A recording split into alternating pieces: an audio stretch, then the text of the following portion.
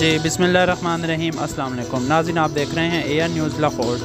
नाज़रीन, आपको breaking news से आगाह कर रहे हैं कि 27 मार्च को लाहौर में आम ततील का ऐलान कर दिया गया। तमाम सूबाई महकमे बंद रहेंगे, तमाम तलीमी इदारे लाहौर में मुकामी सतह पर बंद रहेंगे।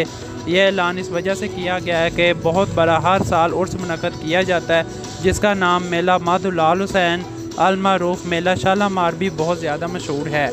ये एक पंजाबी के सूफ़ी शायर हैं, जिनकी वजह से ये मेला मुनक़द किया जाता है। इनका उर्स होता है। इनके उर्स की तकरीबात 3 रोज़ जारी रहती है, जो कि जुम्मा हफ्ता इतवार 3 रोज़ जारी रहेगी। इसी मुनासबत से हफ्ते वाले दिन आम ततील का ऐलान भी किया गया है।